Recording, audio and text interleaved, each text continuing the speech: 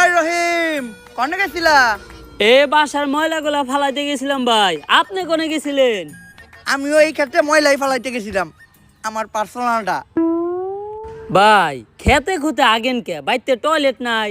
আরে টয়লেটে আঁকতে গেলে লাইট জ্বালাইতে হয়, লাইট জ্বালাইলে আবার বিদ্যুৎ নষ্ট হয়, বিদ্যুৎ তৈরি করতে আবার জ্বালানি ব্যবহার হয়। সরকার কইছে জ্বালানি রক্ষা করতে, এর লেগে জ্বালানির অপচয় যাতে না হয় তাই আমি খেতে খুঁতে আগি।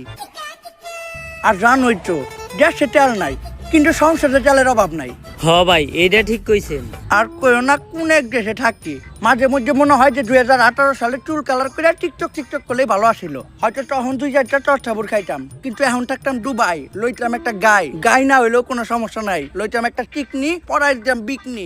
উফ ভাই কন্ট্রোল, আপনার বয়স হইছে। আরে কন্ট্রোল কেমনে করি? দেশে তেলের অভাবে আমরা সামান্য গাড়ি চালাইতে পারি না, আর দুবাই ওরা এই গাড়িও চালায় এই গাড়িও চালায়।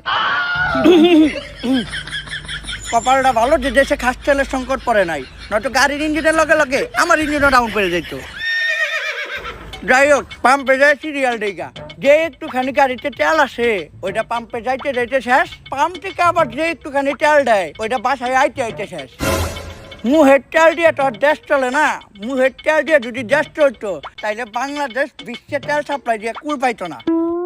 এখন দেখি আমাকে সরকার কি করে, এমনি করে তেল ছাড়া যদি দেশ আর 6 মাস চলে তাইলে প্রতি ঘরে ঘরে লাগে যাইব যুদ্ধ, হইয়া যাইব শেষ আমাকে সোনার বাংলাদেশ।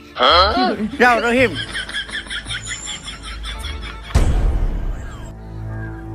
তেল নেই আজকে প্রায় 6 মাস, আর এই 6 মাসে পুরো বিশ্বসহ বাংলাদেশেরও সব কলকারখানা আর যানবাহন বন্ধ হয়ে গেছে। বাংলাদেশও আজকে প্রায় ধ্বংসের পথে। এদেশের মানুষ সরকারের প্রতি প্রচুর ক্ষিপ্ত, যার কারণে এদেশের সরকার প্রধান হওয়া সত্ত্বেও জনগণের ভয়ে এই জঙ্গলে লুকায় আমাকে মিটিং করতে হইতাছে। এর একটা দ্রুত সমাধান করা দরকার। এটা কি মানা যায়? আমরা হলাম এদেশের সর্বোচ্চ বুদ্ধিজীবী এবং নেতা, আর আমরা নাকি আজকে জনগণের ভয়তে জঙ্গলে পলাই আছি। সাদেক, হয়তো থাকতে পারি দুবাই, কিন্তু আমিও জানি যত বেশি মাছ তার তত বেশি পানি।